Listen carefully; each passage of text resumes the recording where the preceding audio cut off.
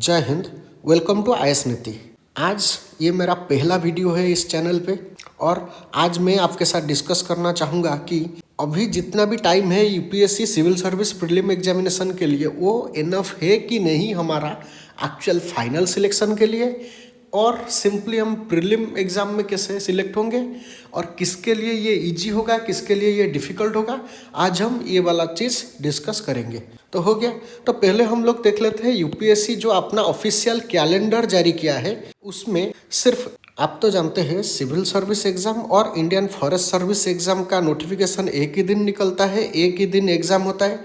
तो यूपीएससी पहले ही बता दिया कि 14 जनवरी को इन दोनों एग्ज़ाम का, और सिंपली बोले तो हमारा जो कंसर्न है सिविल सर्विस एग्ज़ाम का नोटिफिकेशन हमारे पास आ जाएगा।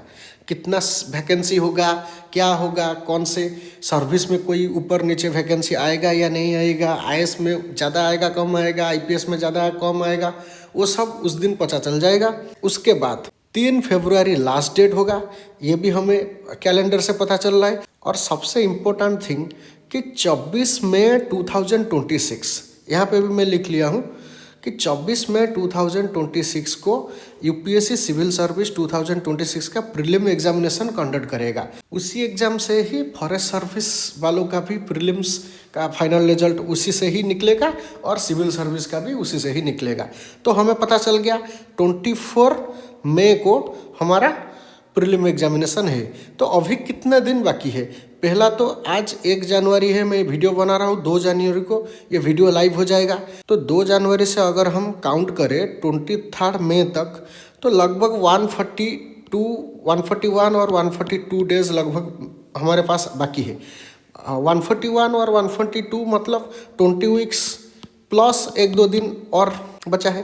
तो इतने ही टाइम पे 4.5 महीना और 20 वीक्स जो भी आप कंसिडर करें उसी में से ही हमको प्रीलिम एग्जामिनेशन देने जाना है, और उससे पहले ही एकदम प्रीलिम एग्जामिनेशन के लिए 100% प्रिपेयर होना है। तो बहुत सारे लोगों को ये डाउट रहता है कि जितने दिन बचा है क्या उतने दिन में हम 100% प्रिपेयर कर सकते हैं?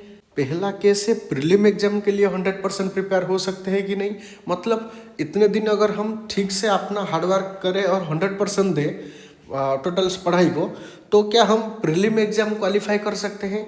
और कुछ बच्चों का डाउट रहता है कि हम क्या फाइनल सिलेक्शन भी ले सकते हैं, क्योंकि प्रीलिम तो दोनों में से क्लियर करना ही पड़ेगा। पर प्रीलिम के बाद कुछ बच्चों का डाउट रहता है कि सिर्फ हम प्रीलिम अभी देख रहे हैं, प्रीलिम क्लियर कर लें। वो एक्चुअली में अच्छी स्ट्रैटेजी नहीं है। प्रॉपर क्या स्ट्रैटेजी होगा नेक्स्ट वीडियोस में बताऊंगा। पर कुछ बच्चों का ये भी तो स्ट्रैटेजी रहता है कि हम प्रीलिम पहले क्लियर कर लें और देखा जाएगा मेंस बाद में।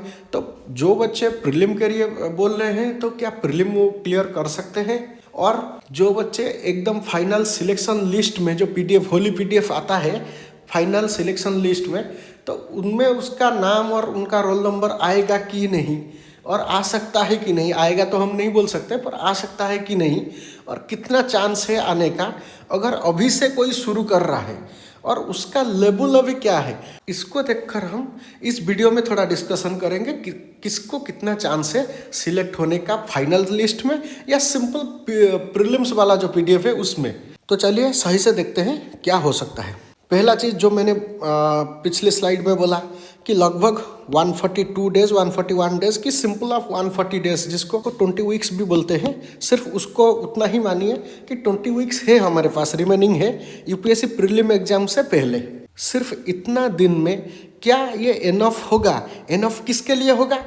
फॉर प्रीलिम्स के लिए इनफ होगा या फाइनल सिलेक्शन के लिए? दोनों के लिए अगर पूछोगे तो मैं बोलूँगा अगर आप 0 से भी स्टार्ट कर रहे हो, अभी तक भी कुछ भी नहीं पता आपको, पर 0 से भी अभी से अगर स्टार्ट कर रहे हो तब भी प्रीलिम्स के लिए एक बिग येस है। 4 महीना 4.5 महीना लगभग बहुत ही इनफ है। सिर्फ इनफ नहीं, बहुत ही इनफ है। सिर्फ अगर प्रीलिम्स क्लियर करना है, प्रीलिम्स ही आपके माइंड में है, और भी कुछ है कि मैं प्रीलिम्स क्लियर करने के बाद मेंस क्लियर कर दूंगा, एकदम पर्सनालिटी टेस्ट जो इंटरव्यू है उसको भी एकदम फोड़ दूंगा और एकदम टॉपर बन जाऊंगा, या सिलेक्शन में लिस्ट में एकदम नाम आ जाएगा टॉप 75 में, जैसे आईएएस के लिए मैं सिलेक्ट हो जाऊंगा या आईएफएस या आईपीएस हो जाऊंगा, वो सब नहीं बता सकते। पर ये बता सकते हैं कि सिर्फ प्रीलिम आप क्लियर कर सकते हो, बशर्ते आपका लॉक भी थोड़ा अच्छा होना चाहिए। और ये जितने भी दिन आपके पास बचे हैं, लगभग 20 वीक्स, आप एकदम आपका 100% नहीं 1000% दोगे तो ये यूपीएससी प्रीलिम क्लियर हो सकता है। पर ये मत सोच लेना कि सर बोल रहे हैं यूपीएससी प्रीलिम क्लियर हो सकता है, इसका मतलब यूपीएससी प्रीलिम इजी है।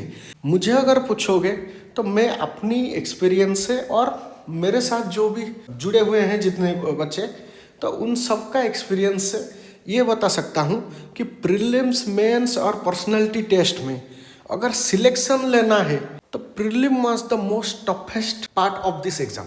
सो प्रीलिम्स को एकदम हल्के में नहीं लेना है। पर हाँ, सिर्फ अगर प्रीलिम के लिए प्रिपेयर कर रहे हो तो 20 वीक्स एकदम इनफ है आपके लिए। आप सिर्फ 4-5 जो इम्पोर्टेंट बेसिक बुक्स है वो और एनसीईआरटी थोड़ा बहुत, और उसके साथ प्रीवियस ईयर का एकदम पोस्टमार्टम अगर कर दोगे पीवाईक्यू को, और बहुत सारा एमसीक्यू प्रैक्टिस कर दोगे तो प्रीलिम्स हो जाएगा। बशर्ते थोड़ा आपका लॉक भी साथ देना चाहिए। जितना चाहे आप हार्ड वर्क कर लो, अगर लॉक साथ नहीं है तो नहीं होगा, प्रीलिम्स भी क्लियर नहीं होगा, सीसैट भी क्लियर नहीं होगा। एक्चुअली बहुत सारा कैंडिडेट्स के लिए CSAT was more tougher than GS वाला पार्ट। जीएस में तो कैसे भी करके वो लोग पार उतार हो जाते हैं, पर सीसैट क्लियर करना भी बहुत सारा मुश्किल हो गया है। 33% है, पर उसको वो 33% को हल्के में मत लो। 2023 से पता चल गया है 33% रखना कितना बड़ा मुश्किल काम है, ये तो पता चल गया। पर अगर फाइनल सिलेक्शन के बारे में पूछ रहे हो कि इतने जो दिन है 20 वीक्स है, उसी में से हम प्रिपेयर करके फाइनल सिलेक्शन में हमारा नाम आ जाएगा, हम एकदम कोई भी एक पोस्ट मिल जाएगा, चाहे आईएएस ना हो, आईपीएस ना हो, पर कोई भी एक नीचे वाला पोस्ट, दानिप्स हो गया और कुछ भी हो गया, 23-24 सर्विसेज में कोई भी एक सर्विस मिल जाएगा, उसका हम कुछ भी कहा नहीं जा सकता। क्यों नहीं कहा जा सकता? क्योंकि आज के दिन में आपका लेवल क्या है, आप कितने प्रिपेयर हो, उसी के ऊपर डिपेंड करता है आपका फाइनल सिलेक्शन लिस्ट में नाम होगा या नहीं होगा। ये हो गया पहली बात। दूसरी बात, बहुत सारा लॉक फैक्टर भी आपके साथ रहना चाहिए। लॉक एकदम आपका साथ देना चाहिए। विदाउट लॉक आप सिविल सर्विस प्रिपरेशन कर तो सकते हो, हार्डवर्क बहुत करोगे, बहुत क्लोज भी जाओगे, पर अगर 100% लॉक आपका साथ नहीं देगा तो 100% गारंटी आप सिलेक्शन नहीं लोगे। हाँ, एक चीज़ ये भी है, किस्मत बहादुर का साथ देती है, तो आप अगर बहुत हार्डवर्क करोगे, इस बार नहीं हुआ तो अगले बार, अगले बार नहीं हुआ तो अगले बार, तो 4-5 अटेम्प्ट में भी बहुत सारे बच्चे टॉपर्स होते हैं, रैंक 1 रैंक 5 लेके आते हैं। तो वो सब एकदम मतलब घटिया बच्चे तो नहीं होंगे ना। 4-5 साल उन्होंने लगा दिया तो इसका मतलब ये बिल्कुल भी नहीं है कि वो मतलब डिजर्विंग नहीं थे, वो रट्टा मार के टॉपर हो गए। उन लोगों ने टॉपर वाला पोजीशन हासिल की है, इसका मतलब 4-5 अटेम्प्ट भी लगता है कभी कभी, क्योंकि लॉक साथ नहीं देता है, और कोई फाइनेंशियल कंडीशन होगा या अदर कुछ कंडीशन होगा, या अपना ही कुछ हार्डवर्क में कमी रह गई होगी। तो 1 अटेम्प्ट में होता है लोगों का और 5 अटेम्प्ट में भी होता है, तो दोनों में थोड़ा बहुत तो डिफरेंस है। पर ऐसा नहीं है कि वो बेकार है, ये एकदम अच्छा है, और दोनों को सेम ही सर्विस मिलेगा, इससे कोई डिस्क्रिमिनेशन तो नहीं होता है। पर जो 5 अटेम्प्ट 4 अटेम्प्ट लगाता है उसका 3-4 साल खराब हो जाता है। पर अगर किस्मत में लिखा है, ऊपर वाला ने लिख के भेजा है कि 5 अटेम्प्ट में होना है, तो आप और मैं कुछ भी नहीं है उनके सामने, तो हम कुछ नहीं कर सकते। तो सिंपल सी बात है। तो फाइनल सिलेक्शन डिपेंड करता है किसके ऊपर? आज के टाइम पे, आज के दिन अपना लेवल क्या है। आप अगर फुल्ली प्रिपेयर्ड हो मेंस के लिए, मतलब आज भी अगर आपको मेंस का एग्जाम का जो क्वेश्चन पेपर दिया जाए तो आप आंसर लिख सकते हो। मैं ऐसा नहीं बोल रहा हूँ कि एकदम टॉपर लेवल का आंसर और सिलेक्टेड कैंडिडेट लेवल का आंसर आप आज ही लिख दोगे, पर आप आंसर लिख सकते हो। आपको डर नहीं लग रहा है कि कोई अनएक्सपेक्टेड क्वेश्चन आ जाएगा तो मैं कैसे उसका आंसर लिखूंगा, और आपको ऐसे लिखने में और लंबे लंबे आंसर लिखने में बहुत ज़्यादा झिझक महसूस नहीं हो रहा है। अभी आप कंफर्टेबल हो गए हो, और फुल सिलेबस 100% सिलेबस ऑप्शनल और जो जीएस वाला 1 2 3 4 तो सब आप एकदम कंप्लीट कर चुके हो। तो मैं बोलूँगा कि आप फुल्ली प्रिपेयर्ड हो, और जो लोग फुल्ली प्रिपेयर्ड है उनका वेरी गुड चांस है इस बार फाइनल सिलेक्शन लेने में। समझ में आ रहा है?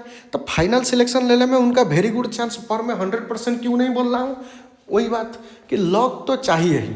आप चाहे जितने भी रगड़ लो आप खुद को, जितने भी हार्डवर्क कर लो, पर लक चाहिए। पर ऐसा नहीं है कि आप हार्डवर्क नहीं करोगे तो सिर्फ लक से हो जाएगा। बिना लक में लक थोड़ा कम होगा, थोड़ा कम साथ देगा आपका भाग्य, तो भी आप सिलेक्शन ले सकते हो। पर प्रॉपर हार्डवर्क आपका 100 या 1000% आप अगर दोगे अपना हार्डवर्क तो सिलेक्शन हो सकता है। पर विदाउट हार्डवर्क लक का कोई काम ही नहीं है। मैं बताऊंगा हाउ मच परसेंटेज लक और how much percentage of your hard work matters in this examination process. मैं एक अलग वीडियो बना के बताऊंगा और 3-4 सिनेरियो है वो सब हम डिस्कस करेंगे। तो आज सिर्फ ये देखते हैं कि अगर आप फुल्ली प्रिपेयर्ड हो, इसका मतलब सिलेबस कंप्लीट हो गया है, मेंस में जो जीएस वाला सेक्शन है वो सब आप कंप्लीट कर चुके हो, ऑप्शनल वाला एकदम अच्छे से कर रहे हो। Optional is very important, optional का महत्व भी बताऊंगा। तो ऑप्शनल आप एकदम अच्छे से कर चुके हो और उसके बाद थोड़ा बहुत आंसर राइटिंग भी किया है, बहुत ज़्यादा नहीं, थोड़ा बहुत आंसर राइटिंग किया है। बहुत कॉन्फिडेंट नहीं हो पर थोड़ा बहुत तो कॉन्फिडेंट हो, आप आंसर लिख सकते हो, झिझक नहीं हो रहा है, तो आप 100% चांस है, 100% चांस है कि आप सिलेक्शन ले सकते हो, बशर्ते आपका भाग्य और भगवान आपके बीच में नहीं आ जाए तो आप सिलेक्शन ले जाओगे। मतलब जो पीडीएफ है उसके अंदर आपका नाम आ जाएगा। उसके बाद अगर आप आज जीरो से स्टार्ट कर रहे हो, आज तक आपने कुछ भी नहीं पढ़ा, कुछ भी नहीं जाना, आपको सिलेबस क्या है वो भी पता नहीं है, तो भी क्या आपका सिलेक्शन हो सकता है? मैं बोलूँगा very difficult, it's very less chance कि आपका सिलेक्शन फाइनल में हो जाए। आपका सिलेक्शन प्रीलिम में हो सकता है, क्योंकि आप आज से भी अगर शुरू करोगे तो इतना एनफ टाइम है, आप प्रीलिम एग्जाम क्लियर कर सकते हो। पर सिर्फ प्रीलिम थोड़ा ना क्लियर करना है, तो पर फाइनल सिलेक्शन हो भी सकता है, नहीं होने का चांस बहुत ज़्यादा है। मतलब ये मान के चलो आज से अगर आप 0% से स्टार्ट कर रहे हो, फ्रॉम स्क्रैच आप स्टार्ट कर रहे हो, तो आपका बहुत ही लेस देन 1% चांस है कि सिलेक्शन होगा। इनका 90% से ज़्यादा चांस है, 95% से ज़्यादा चांस है कि सिलेक्शन हो सकता है। और जो आज एकदम जीरो लेवल पे है उनका बहुत ज़्यादा सिलेबस से, पढ़ाई से कोई नाता नहीं है। वो लोग आज तक सिलेबस कम्प्लीटली देखा भी नहीं है, पढ़ा भी नहीं है। वो लोग सिर्फ ऑप्शनल भी कुछ लोग होंगे कि ऑप्शनल भी एकदम उसका डिसाइड नहीं होगा आज तक। तो वो कैसे मतलब मैं बताऊंगा कि आपका सिलेक्शन हो सकता है। मान लीजिए नहीं हो सकता है 99%। अगर कोई ऐसा कैंडिडेट है जिसका लक एकदम भरपूर उसका साथ दे रहा है और वो भी बहुत हार्ड वर्किंग है, अपना 1000% दे रहा है, और थोड़ा बहुत उसका लक के वजह से फैमिलियर क्वेश्चन, फैमिलियर पार्ट्स जो उसने चूज करके पढ़ा होगा, सिर्फ उसी को याद किया होगा, वो अगर आ जाए क्वेश्चन, कोई कॉन्सिडेंस हो जाए या कोई छोटा मोटा मेरेकल, बड़ा मेरेकल तो मैं नहीं कहूँगा, बड़ा मेरेकल में आप प्रधानमंत्री भी हो सकते हो, पर छोटा मोटा मेरेकल हो जाए तो आप आज से अगर 0 से स्टार्ट कर रहे हैं तो फाइनल सिलेक्शन में आपका नाम आ सकता है। पर प्रीलिम्स एकदम 100% हो सकता है, फाइनल सिलेक्शन ना के बराबर चांस है आपका फाइनल में सिलेक्शन हो सकता है। पर डामाडोल स्थिति उन्हीं कैंडिडेट के लिए है जो लोगों ने पार्शियली प्रिपेयर हो चुके हैं मेंस के लिए। मतलब उनका फंडामेंटल भी वो थोड़ा बहुत बेसिक्स वो ख़त्म कर चुके हैं, एनसीईआरटी थोड़ा बहुत पढ़ चुके हैं, 100% उनका याद रहेगा, एकदम रट्टाफिकेशन हो जाएगा उनका, वो एकदम डाटा, फैक्ट्स, इंट्रोडक्शन, कंक्लूजन वो सब एकदम प्रिपेयर कर रहे होंगे। मैं ये नहीं बता रहा हूँ, पर उन्होंने थोड़ा बहुत तो पढ़ा होगा, पार्शियली सही, थोड़ा बहुत पढ़ा होगा। मिनिमम ऑप्शनल 100% आपने क्लियर कर चुका होगा, एक बार तो मिनिमम एक बार तो पढ़ के समझ चुका होगा वो ऑप्शनल वाला पेपर, या 100% ना ही सही पर 80% से ज़्यादा तो वो 70-80% ऑप्शनल कवर कर चुका होगा, और मिनिमम 30-40 या 50% तक जीएस वाला सेक्शन कवर कर चुका होगा। तो उसी को मैं बोल रहा हूँ पार्शियली प्रिपेयर्ड।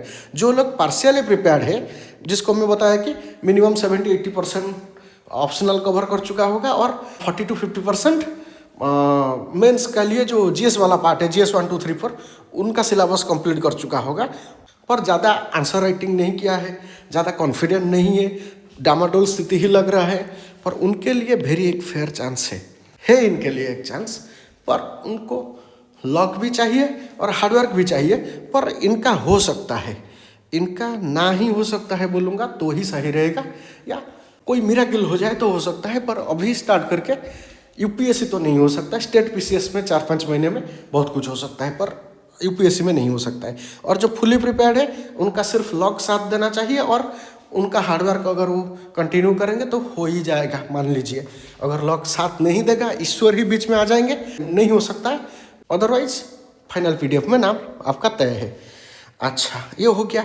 तो जो पार्शियली प्रिपेयर्ड है उनके लिए हम बात करेंगे कि उनको क्या क्या करना चाहिए।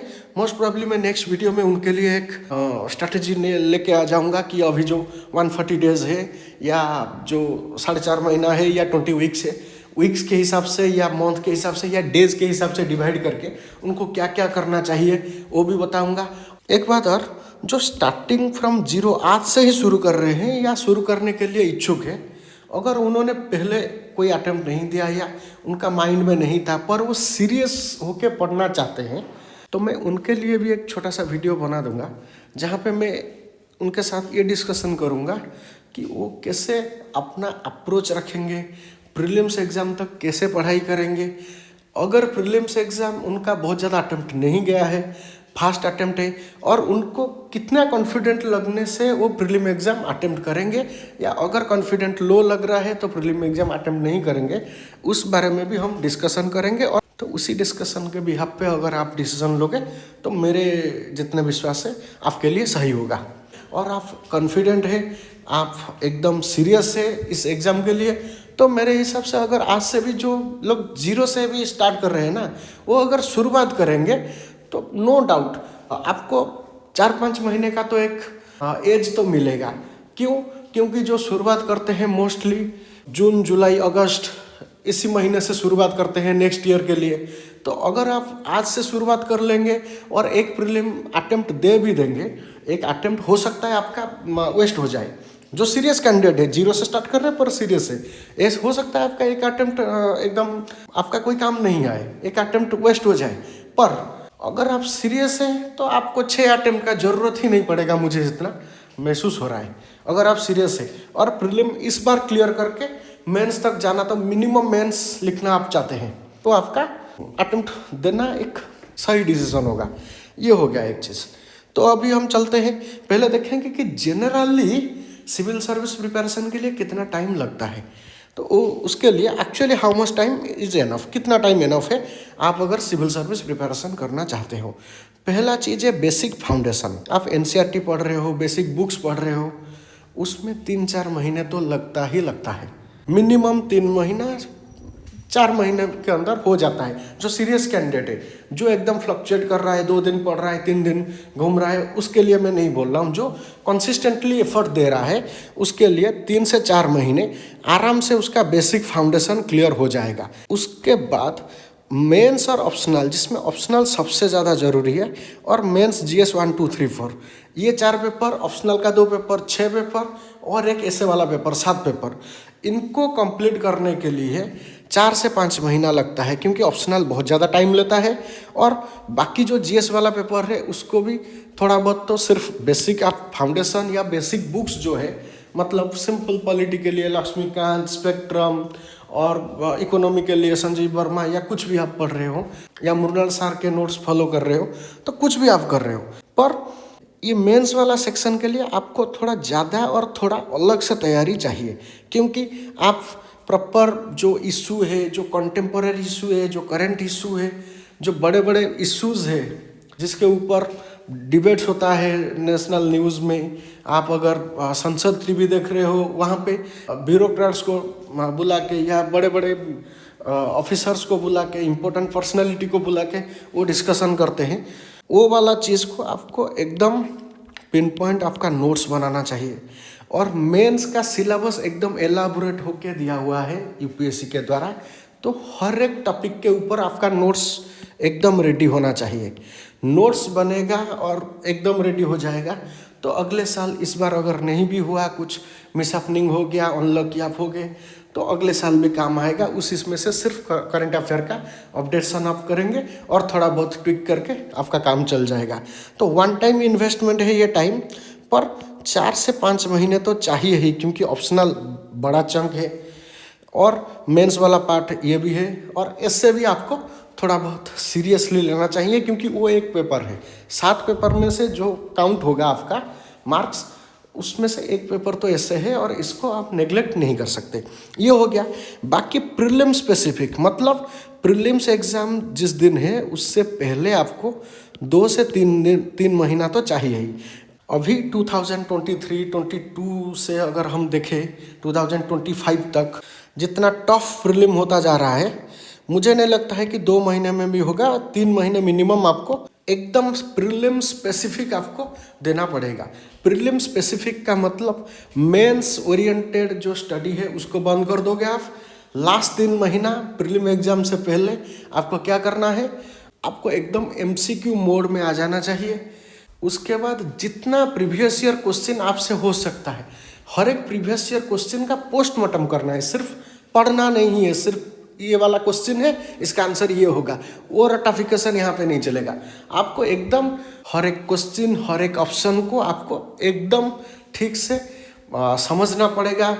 अगर एक क्वेश्चन है उसका 4 ऑप्शन है, उसमें पहला वाला ऑप्शन अगर करेक्ट हो गया, 2, 3 और 4 ये वाला जो 3 ऑप्शन है वो भी इम्पोर्टेंट है। एग्जामिनर का माइंड में अगर ये 4 ऑप्शन गलत ऑप्शन ही सही, मतलब इस आंसर के लिए, इस क्वेश्चन के लिए तो वो गलत है, पर एग्जामिनर का माइंड में अगर वो चीज़ आया है तो वो नेक्स्ट साल पूछ सकता है, अगले साल नहीं होगा तो उसके अगले साल पूछ सकता है, तो वो वाला भी ऑप्शन इम्पोर्टेंट हो जाता है। तो एकदम प्रीवियस ईयर क्वेश्चन का एकदम पोस्टमार्टम आपको करना पड़ेगा।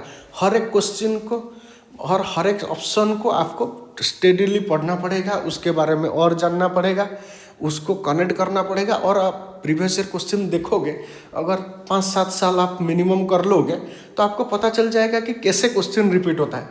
मैं दावा से कह सकता हूँ डायरेक्टली प्लस इनडायरेक्टली 25 से 30 क्वेश्चन यूपीएससी का रिपीट हो जाता है। 100% रिपीट नहीं होगा, कहीं पे पूरा क्वेश्चन रिपीट होगा, कहीं पे कोई स्टेटमेंट भी रिपीट होगा। उसके बाद प्रीलिम स्पेसिफिक में और एक चीज़ है, आप जितने साल के मेंस का PYQ है उनका जो स्टेटमेंट दिया रहता है क्वेश्चन में, वो स्टेटमेंट से भी कभी कभी यूपीएससी सवाल पूछ लेता है प्रीलिम में, तो उसको भी आपको पढ़ना पड़ेगा। और करंट अफेयर आपको एक मॉडरेटली 1-1.5 साल का तो मिनिमम पढ़ना ही पड़ेगा, और उसके बारे में हम फिर कभी चर्चा करेंगे ठीक से।